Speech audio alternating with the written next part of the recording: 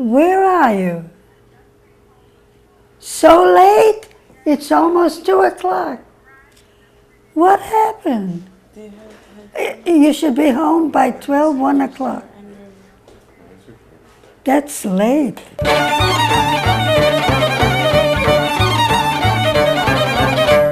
Listen, he's making me a star. He's hooking me up. They're giving me an interview. A real interview.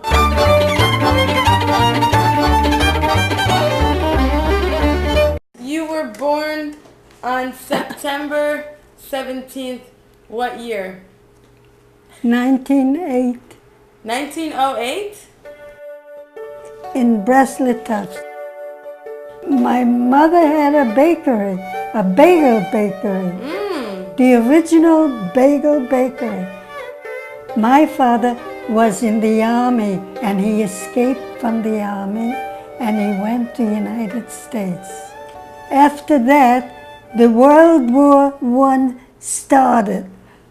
And my mother was sorry she didn't go with him that time. So we suffered on the First World War. We had nothing to eat. Did you see any fighting? Well, of course. One time we were stationed near a beach. So I was a small girl and I was playing with the water and a plane came up, you know, from the other side, and they were throwing bombs. Everybody ran away from the beach and I didn't notice anybody. I was busy playing. My mother came out from the nearby house and she called me in. After I came into the house, they threw the bombs. I could have gotten killed that time. So she called me in just in time. And every time they threw bombs, we used to hide in the basement. All of us from the big houses. Everybody used to gather in the basement, you know, to escape the bombs.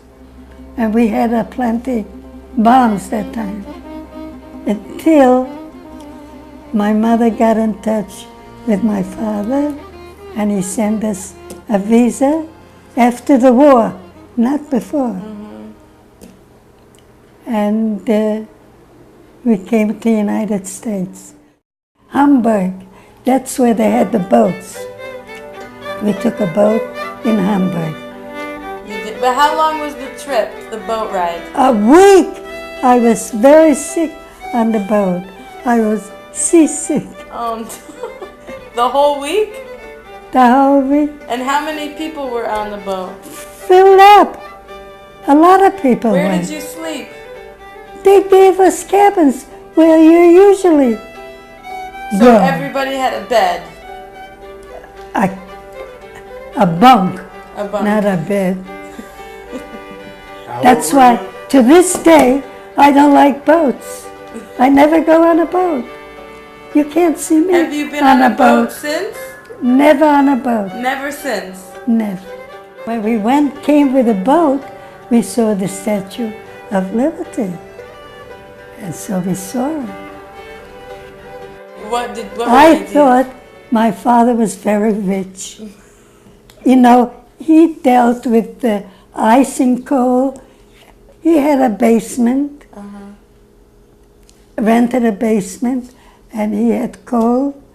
In summer, he had ice cubes, you know. He delivered ice. So when he told us, wrote to us, he deals with ice and coal, when they asked me, what does your father do? I used to say, my father has a coal mine. I didn't know he had a basement. He deals with coal. So when he came to see us on the boat, so did you think he was far away Right. on the ground, and we were on the boat looking down, and I said, which one is my father? I didn't know my father. So she points it out. And then there was a good-looking standing with white pants and a blue jacket and a straw hat. I said, "Are you sure it's not that one?" "Oh, yeah, not that one?" She says, "No, this is the one." I says, "But I want this one." Anyway, he was barely getting along in the United States, and I thought I was going to a rich father.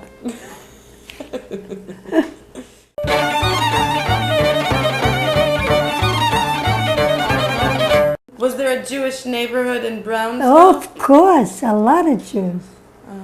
Yeah. And they all spoke Yiddish when you met friends? All Yiddish. Did you meet girls? But the girls among ourselves already spoke English. Why did you speak English with your We friends? didn't want to talk Jewish. We wanted to be Americans. Why? Why? We were ashamed to. They used to call us greenhorns. Greenhorns? Now the foreigners speak in the subways very loud their own language. We were ashamed to talk a different language. We wanted to be Americans. I was never in New York. You never went there No, before? what for? We had a Jewish theater in Brownsville. That's where I tried to go once in a while. So I got the job the first day. The agent was uptown New York. That's the time I went to New York. It was late after dinner, about 7 o'clock. Most of the girls went home about 6 o'clock. And sure enough, about 7 o'clock, somebody rings and they want a girl, a bookkeeper. But a Gentile. They said, I want a Gentile. Yeah, nowadays, they don't allow it to mention Gentile or Jewish. Right. But then they did. So he says, I want a Gentile girl.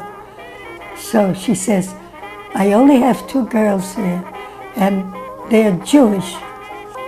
And try them out. If you don't like it, I'll give you the next time a Gentile girl, because they're not here now. How did that make you feel that somebody wanted a Gentile girl? Nothing at all. They want Gentile, let them have Gentile. It didn't It's not bother my idea, it's right or not right. you? Was his office in Manhattan? In Manhattan, on 39th Street.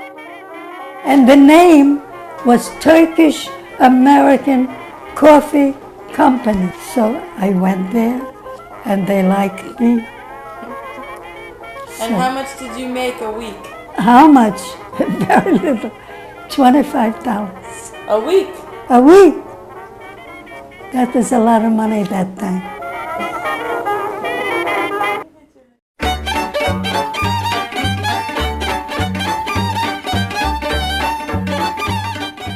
Each city from Europe used to run a ball in New York, in some hall, to meet the landslide, you know? And I had a girlfriend who was from Kamenitz, so she asked me to go to her Kamenitz ball. She didn't want to go alone. So I did her a favor, and I went. When we came to the Kamenitz ball, he was standing with friends around. When we came in, she says, "Hello, Sam." She knew him from Europe. She says, "Meet my girlfriend, Betty." So the minute he saw me, he took me for a dance. He took dancing lessons before, and he was a good dancer. So they all reserved dances with him. So the first dance, he says, "Look, I already promised my cousin to dance with. Meanwhile, you dance with my friend." And What after kind of that dancing dance, is this? he took me dancing. So he didn't stop dancing with me a whole evening. And that's how he didn't leave me alone already. and he took me home. He took you home that first night? Yeah, took me home. Did he kiss you? Now you want to know? No, no kissing the first time. Well, he liked me right away, and I wasn't sure. I was too young. I says, I don't want to go steady yet. He showered me with presents, all kinds. He gave me fur coats and fur things, and jewelry, and everything. So I had no time to say no. In fact, I didn't want to take his presents at first. I says, look, I don't know if I want to go steady or not. He says, take it anyway. So what am I going to do, throw it out? No. He didn't propose. He just brought me presents. Here's this, here's this. So how did here's you know this. you were engaged? What do you mean? How did he ask you to marry him? He gave me the ring. Doesn't that matter? He didn't propose. He says, here. So what does that mean?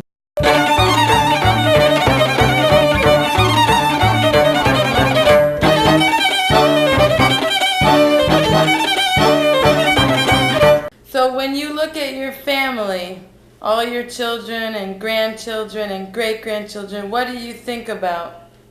I love them. That's all I think about. And I want them to be well and happy. That's what they call it, naches in Hebrew. And what does naches mean? That means they want to see everything good about them. They should have all kinds of happiness.